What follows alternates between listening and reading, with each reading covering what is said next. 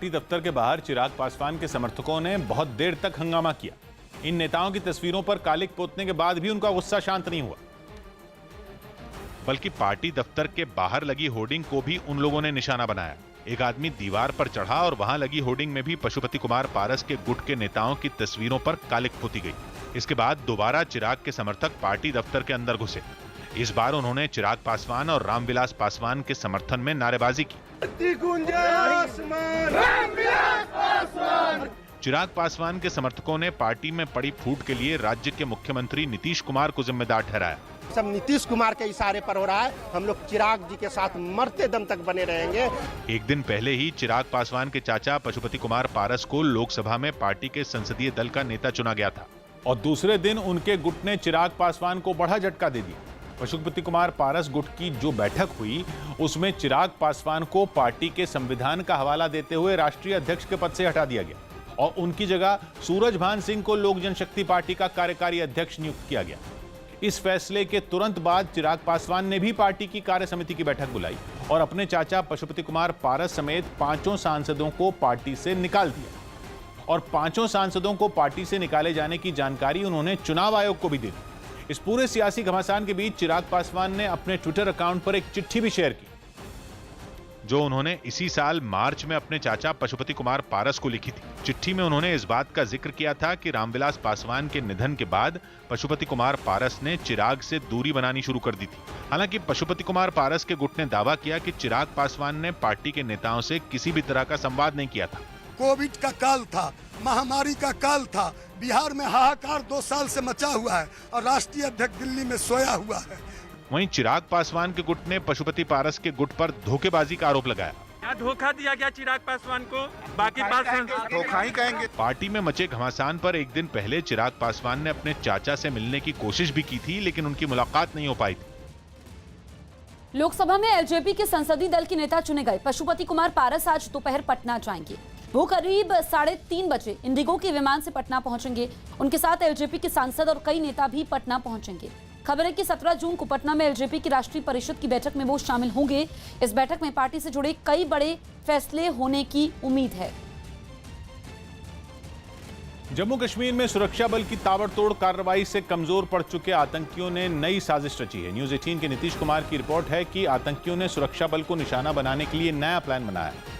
सूत्रों के मुताबिक इस प्लान के तहत आतंकी खास तरह की आर्मर पियर्सिंग इंसेंडरी बुलेट्स के इस्तेमाल की तैयारी कर रहे हैं, क्योंकि ये खास तरह की गोलियां न सिर्फ बुलेट प्रूफ जैकेट को भेज सकती हैं, बल्कि टकराने के बाद इससे आग लगती है और धमाका भी होता है।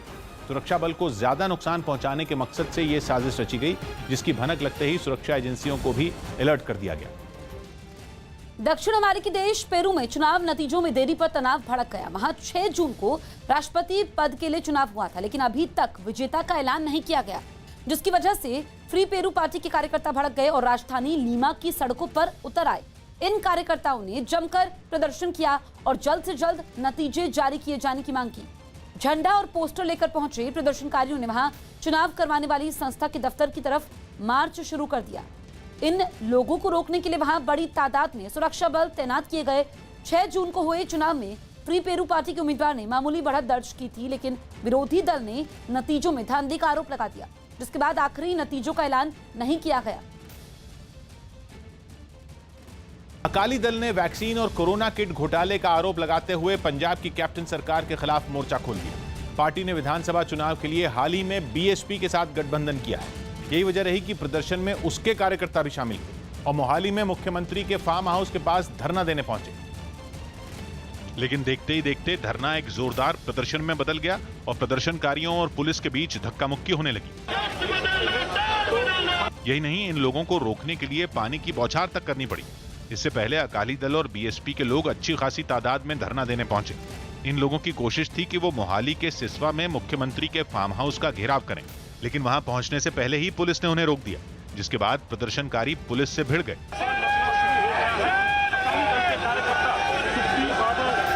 देखते ही देखते हंगामा बढ़ गया और ये लोग बैरिकेड पर चढ़कर हंगामा करने लगे।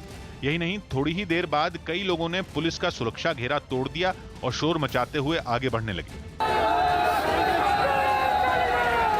मुख्यमंत्री के फार्म हाउस की तरफ बढ़ते हुए उन्होंने प्रदर्शन की अगुवाई करने वाले सुखबीर बादल के समर्थन में नारे भी लगाए। बात हाथ से निकलती देखकर पुलिस ने सख्त कदम उठाए और प्रदर्शनकारियों को रोकने के लिए उन पर पानी की बौछार कर दी। लेकिन अकाली दल और बीएसपी के कार्यकर्ताओं पर इस सख्ती का कोई असर नहीं पड़ा और उन्होंने प्रदर्शन जारी रखा। बीते कई दिन से अकाली दल वैक्सीन और कोरोना किट के मामले में भ्रष्टाचार का आरोप लगा रहा।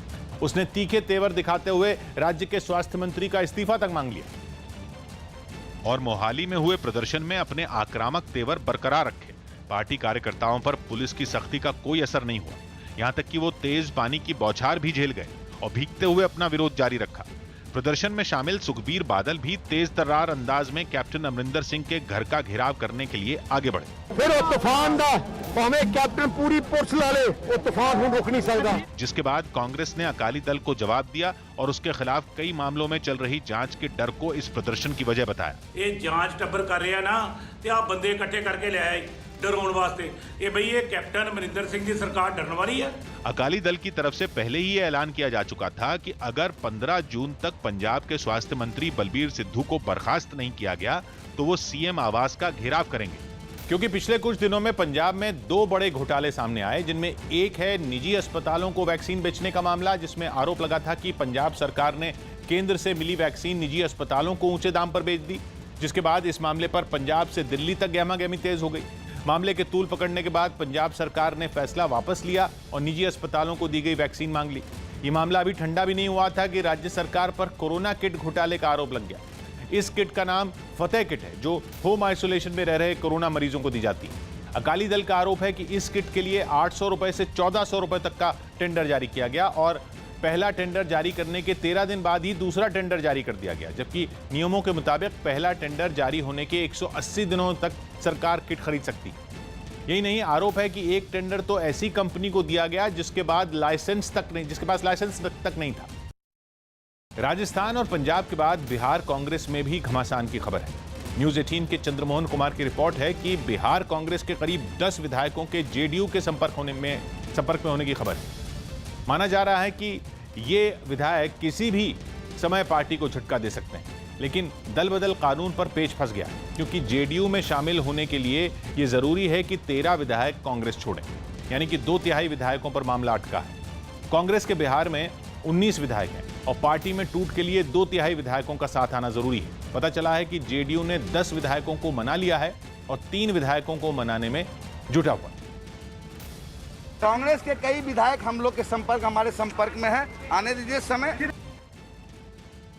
हरिद्वार में लगे कुंभ मेले में शामिल हुए करीब 4 लाख श्रद्धालुओं की कोरोना रिपोर्ट फर्जी पाए जाने से उत्तराखंड सरकार में हड़कंप मच गया।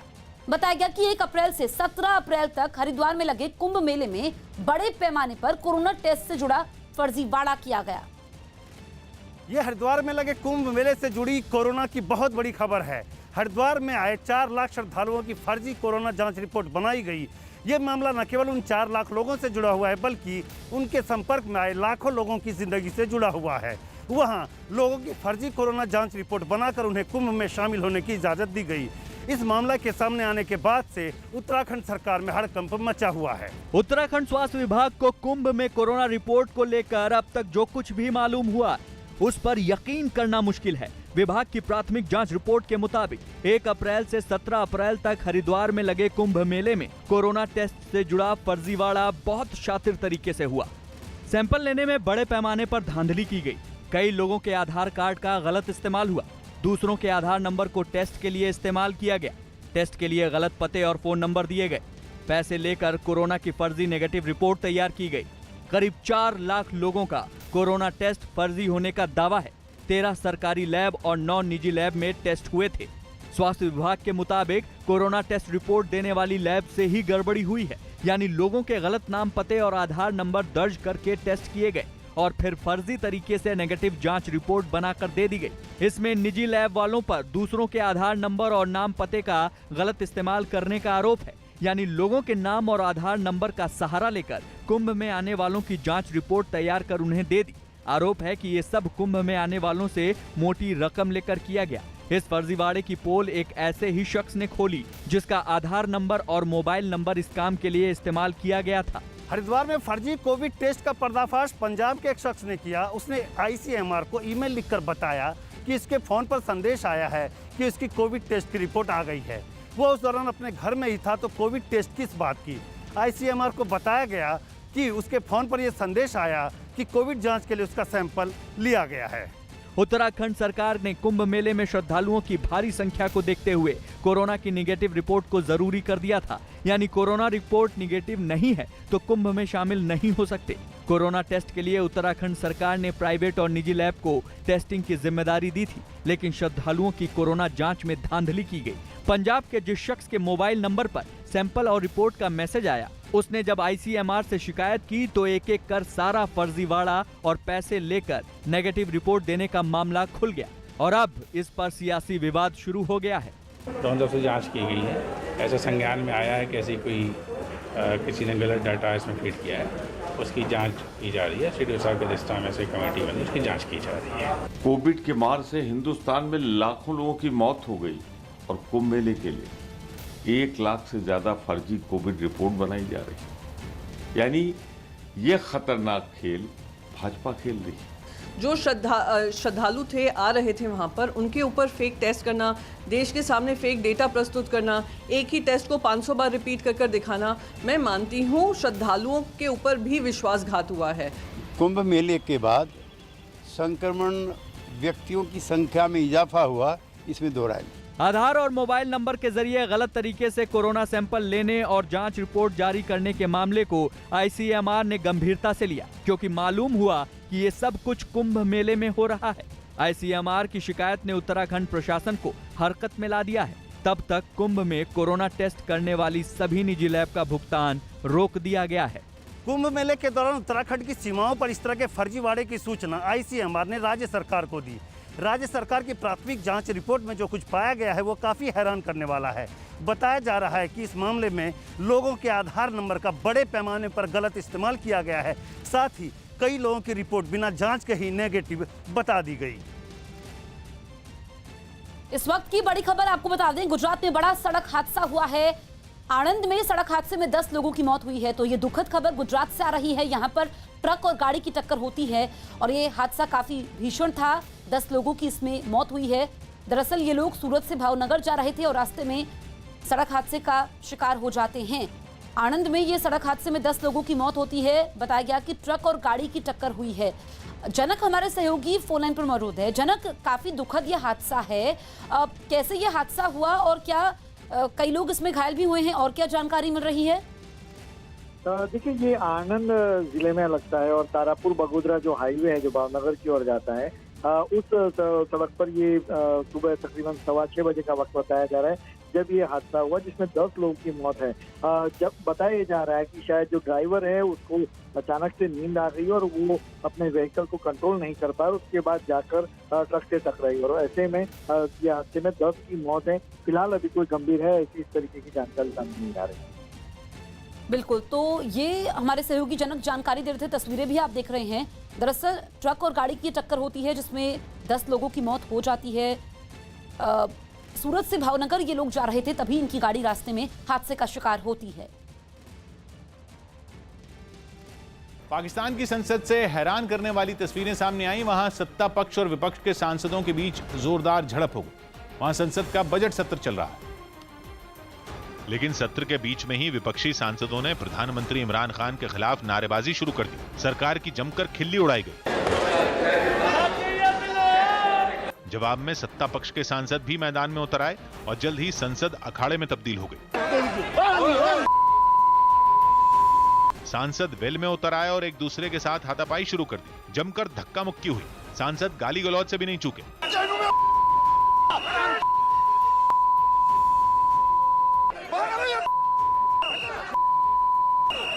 विपक्षी सांसदों ने तो प्रधानमंत्री इमरान खान को गधा तक कह डाला।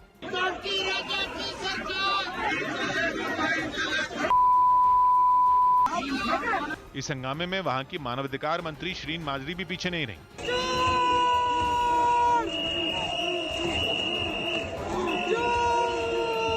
संसद में काफी देर तक यह हंगामा चलता रहा।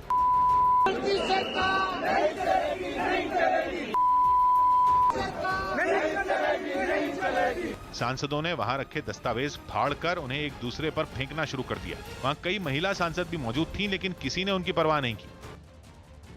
दिल्ली के पास हरियाणा के फरीदाबाद से दिल दहला देने वाला एक वीडियो सामने आया। वहां एक तेज रफ्तार कार ने बीच सड़क पर एक दूसरी कार को जोरदार टक्कर मार दी। ये पूरी घटना सड़क किनारे लगे एक सीसीटीवी कैमरे में रिकॉर्ड हो गई, जिसमें वो कार पूरी रफ्तार से सड़क पर दौड़ती नजर आई कि तभी दूसरी कार अचानक से उसके एकदम सामने आ गई और फिर वो उस कार को टक्कर मारती हुई रास्ते के बीच मौजूद डिवाइडर से जा भिड़ी।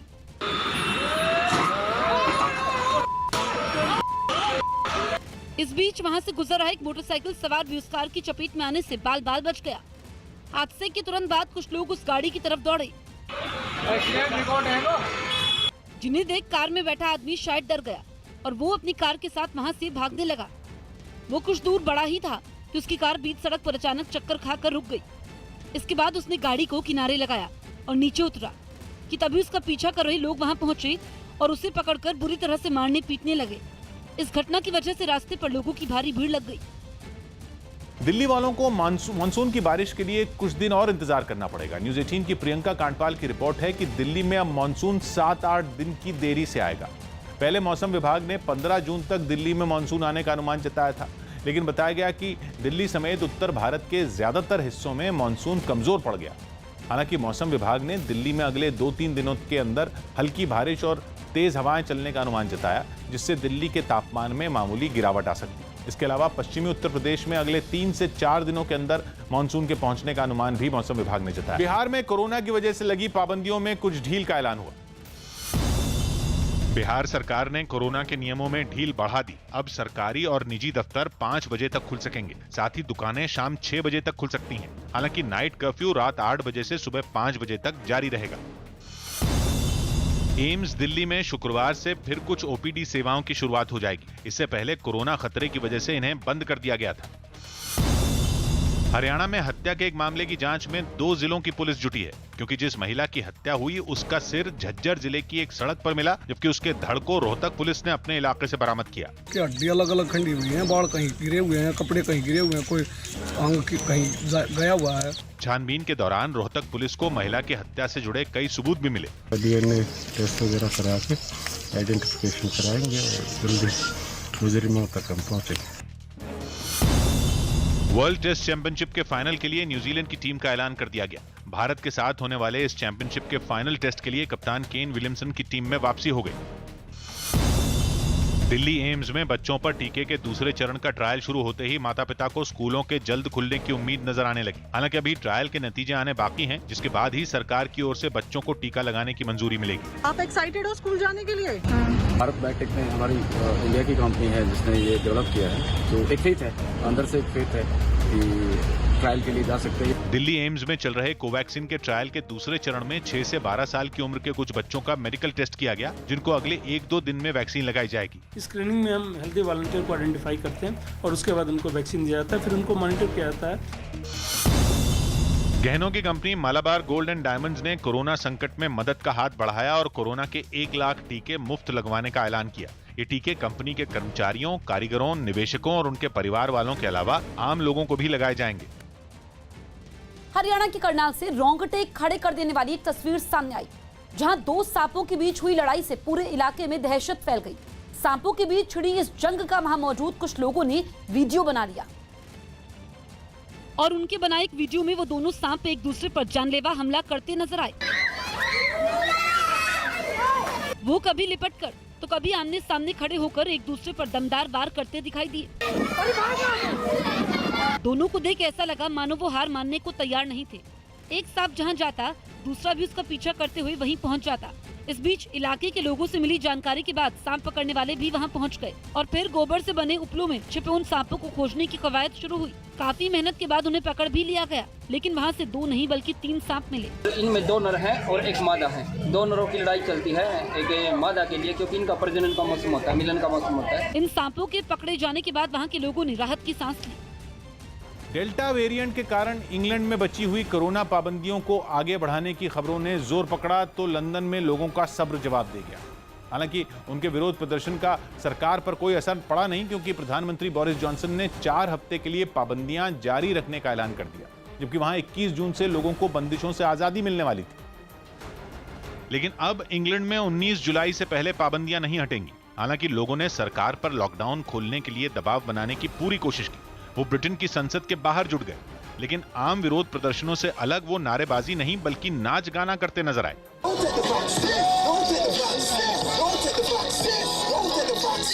प्रदर्शनकारियों ने आरोप लगाया कि सरकार हवाला उनकी सेहत का दे रही है, लेकिन असल में वो उन्हें गुलाम बनाने पर तुली है। उनका तो मानना है कि कोरोना वायरस कोई बीमारी ही नहीं है, और जब बीमारी है ही नहीं तो फिर बचाव कैसा।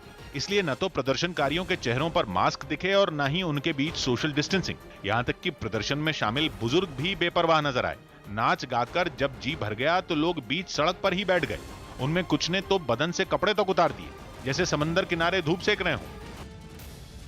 भारतीय रेल अब सेना की मदद के मामले में इतिहास रचने को तैयार है, और इसकी शुरुआत हुई है डीएफसी यानी डेडिकेटेड फ्रंट कॉरिडोर से, जिसके जरिए भारतीय रेल ने सेना का साजो सामान काफी कम वक्त में एक जगह से दूसरी जगह पहुंचाने की कवायद भी शुरू कर दी है। भारतीय रेल का अतीत अगर बेहद शानदार है तो आने वाले दिनों में वो एक सुनहरा इतिहास लिखने को तैयार है। डीएफसी यानी डेडिकेटेड फ्रेट कॉरिडोर के ट्रैक पर रेलवे ने सेना के टैंक को 65 किलोमीटर प्रति घंटा की रफ्तार से एक जगह से दूसरी जगह तक पहुंचाया है। इस करिश्मे से पूरी दुनिया हैरान है और भारत के दुश्मनों के पसीने छूटे हुए हैं। डीएफसी यानी कि डेडिकेटेड फ्रेट कॉरिडोर की पटरियों पर दौड़ने वाली ये मालगाड़ी मामूली नहीं, बल्कि अब तो ये हिंदुस्तान की नई शान बन गई है। और इस मालगाड़ी की बदौलत भारतीय सेना का हौसला और जज्बा आसमानी बुलंदियों तक जा पहुंचा है, क्योंकि इस मालगाड़ी की रफ्तार ने हिंदुस्तान की फौज की रफ्तार और ताकत को कई गुना बढ़ा दिया है। दरअसल भारतीय रेल के डीएफसी के ट्रैक पर पहली बार मिलिट्री के टैंक्स का मूवमेंट हुआ है। हरियाणा के न्यू रेवाड़ी से राजस्थान के न्यू फुलेरा के बीच पहली बार हुए इस ट्रायल में टैंकों को लादकर ट्रेन को 65 किलोमीटर की स्पीड से चलाया गया। अभी तक भारत में मालगाड़ियों की स्पीड बेहद कम हुआ करती थी। अक्सर मालगाड़ियां रेंगती हुई नजर आती थी, और अगर उन मालगाड़ियों में सेना का सामान या फिर टैंक और तोप लदी होती थी तो स्पीड 10 किलोमीटर प्रति घंटा तक ही रह जाती थी। ऐसे में अक्सर इस बात का सवाल खड़ा हो जाता था कि अगर सेना को एक छोर से दूसरे छोर तक मालगाड़ियों के जरिए भेजा जाए तो उसकी स्पीड कैसे बढ़ाई जा सकती है। भारत में सामरिक तौर पर महत्वपूर्ण जगहों पर पहुंचना हमेशा से एक बड़ी चुनौती रही है, लेकिन डीएफसी यानी डेडिकेटेड फ्रेट कॉरिडोर ने इस काम को बेहद आसान कर दिया है। सोमवार को डीएफसी के ट्रैक पर मिलिट्री की एक ट्रेन का ट्रायल 65 किलोमीटर की रफ्तार से किया गया। सूत्रों की माने तो पहली बार किसी ने किसी मिलिट्री ट्रेन को ट्रैक पर इतनी तेज रफ्तार से चलते हुए देखा होगा। डीएफसी का ट्रैक मालगाड़ियों के लिए ही बनाया गया है, लेकिन जरूरत पड़ने पर इसे मिलिट्री इस्तेमाल के लिए भी किया जा सकता है। इसी को देखने के लिए ट्रायल किया गया। सेना के टैंकों से लदी इस मालगाड़ी को डीएफसी ट्रैक पर 65 किलोमीटर प्रति घंटा की रफ्तार से चलाया गया। इस खास ट्रायल के लिए सेना की तरफ से करीब 1000 जवान शामिल हुए। इसमें रेलवे के करीब 35 वैगन का इस्तेमाल किया गया। इस लिहाज से देखें तो डीएफसी के पूरा हो जाने के बाद कोलकाता से लुधियाना के बीच करीब 1800 किलोमीटर की दूरी पर टैंक और मिलिट्री साजो सामान को महज एक दिन के भीतर पहुंचाया जा सकता है। अभी तक भारत में टैंकों के साथ मालगाड़ी की रफ्तार महज 10 किलोमीटर प्रति घंटा की स्पीड की होती थी, जिसकी वजह से ऐसे किसी भी अभियान में 5 से 6 दिन का वक्त लग जाता था। भारतीय रेलवे डीएफसी के तहत 2 कॉरिडोर तैयार कर रहा है। एक कॉरिडोर पश्चिम बंगाल में कोलकाता के पास दानकुनी से पंजाब के लुधियाना तक, जबकि दूसरा दिल्ली के पास दादरी से मुंबई के जवाहरलाल नेहरू पोर्ट ट्रस्ट तक होगा। रेलवे सूत्रों की माने तो महज 24 घंटे के अंदर डीएफसी कॉरिडोर के जरिए मिलिट्री ट्रेन एक जगह से दूसरी जगह तक पहुंच सकती है। सेना के मोबिलाइजेशन को लेकर के इस तरह के ट्रैक आने वाले दिनों में बड़ी भूमिका निभाने वाले हैं। सूत्रों की माने तो सेना की तरफ से डीएफसी से इस मसले पर बात भी की जा रही है। आने वाले दिनों में ऐसे ही ट्रैक पर ट्रूप्स का मूवमेंट होगा और इसमें सेना के ही रोलिंग स्टॉक यानी कि ट्रेन और डब्बे का इस्तेमाल किया जाएगा। कोवैक्सिन बनाने वाली कंपनी भारत बायोटेक ने प्राइवेट अस्पतालों में अपनी वैक्सीन की ऊंची कीमतों पर सफाई दी। CNBC TV 18 की रिपोर्ट है कि इस मुद्दे पर भारत बायोटेक ने एक बयान जारी किया, जिसमें बताया गया कि अभी तक कंपनी ने अपने कुल वैक्सीन उत्पादन का 10% से भी कम हिस्सा प्राइवेट अस्पतालों को बेचा है, जबकि भविष्य में निजी अस्पतालों को उत्पादन का 25% बेचने की योजना है और बाकी का बड़ा हिस्सा सीधे केंद्र और राज्यों को दिया जाता रहेगा। कंपनी ने बताया कि वो कोवैक्सिन की एक डोज केंद्र सरकार को 150 रुपए में दे रही है, लेकिन लंबे समय तक इस दाम पर बेचना संभव नहीं है। कंपनी ने यह भी बताया कि कोवैक्सीन को बनाने से लेकर उसके क्लिनिकल ट्रायल्स और बाकी चीजों पर भारत बायोटेक के 500 करोड़ रुपए से ज्यादा खर्च हो चुके हैं। इसलिए प्राइवेट अस्पतालों में कोवैक्सीन ऊंचे दामों पर बेची जा रही है ताकि कंपनी को किसी तरह का घाटा ना हो। मध्य प्रदेश के रीवा से चौंकाने वाली एक तस्वीर सामने आई, जहां एक आवारा बैल एक 3 मंजिला मकान में घुस गया। हैरानी की बात तो ये रही कि बैल के आने की भनक घर के लोगों को जरा भी नहीं लगी, और जब पता चला तब तक वो तीसरी मंजिल पर बने कमरे तक पहुंच चुका था। वहां पहुंचकर वो बड़े आराम से बिस्तर पर बैठ गया।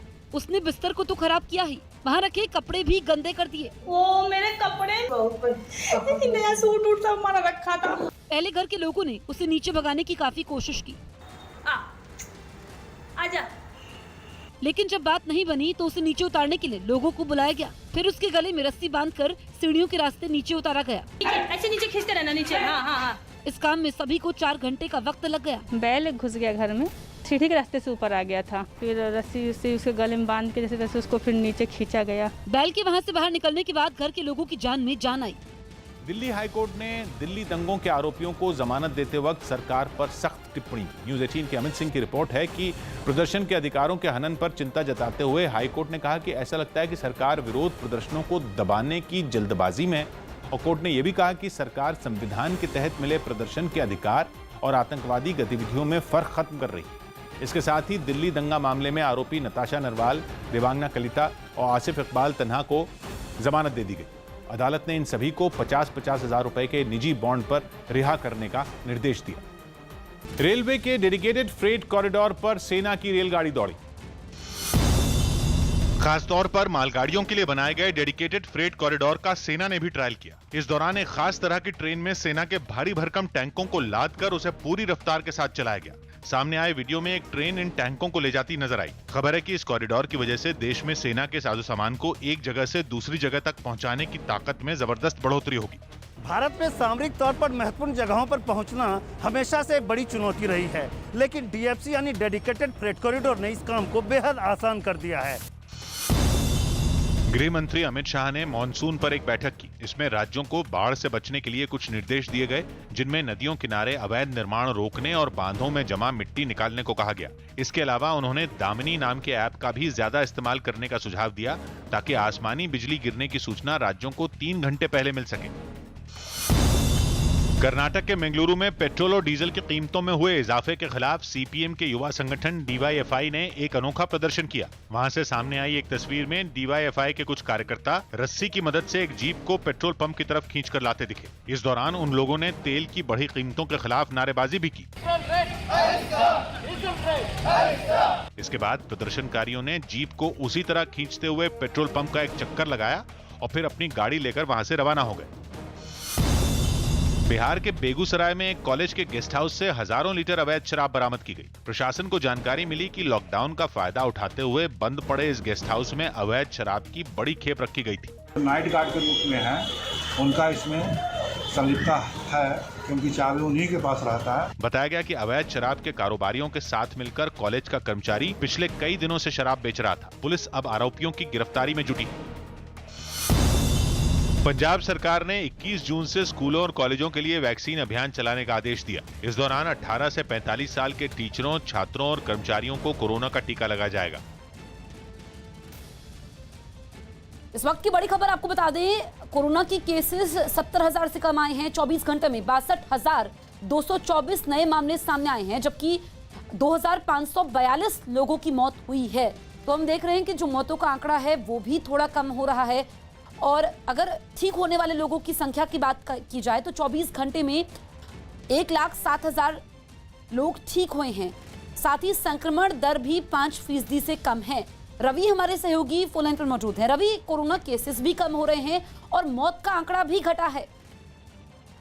मौत के आंकड़े तो घट रहे हैं और बीच में इसलिए मौत के आंकड़े ज्यादा दिखाई दे रहे थे क्योंकि कुछ राज्यों की तरफ से जो डेथ के मामले हैं वो शेयर नहीं किए जा रहे थे केंद्र सरकार की तरफ से, क्योंकि केंद्र सरकार की तरफ से ये आंकड़े जारी होते हैं और राज्य सरकार उन आंकड़ों को शेयर करती है। केंद्र सरकार को राज्य सरकारें शेयर करती हैं। फिलहाल कल के कंपैरिजन केस थोड़े से ज्यादा जरूर हैं, लेकिन कल के कंपैरिजन देखें तो कल टेस्ट की संख्या कम थी और आज टेस्ट की संख्या ज्यादा है। लगभग 2 लाख ज्यादा टेस्ट हुए हैं और उसको देखें तो 3.22% आज पॉजिटिविटी रेट है और इससे ज्यादा कल की थी। तो फिलहाल केसेस में लगातार कमी आ रही है और उम्मीद की जा रही है कि जल्द ही और भी केसेस में कमी आएगी और धीरे धीरे नॉर्मल की तरफ हम लोग बढ़ेंगे। ठीक है रवि, तो हम देख रहे हैं कि लगातार 9वें दिन जो संक्रमण दर है वो भी 5% से कम है। इसके अलावा 24 घंटे में 62,224 नए मामले सामने आए हैं, जबकि मौत का आंकड़ा भी घटा है। आज की ताजा खबर में इतना ही।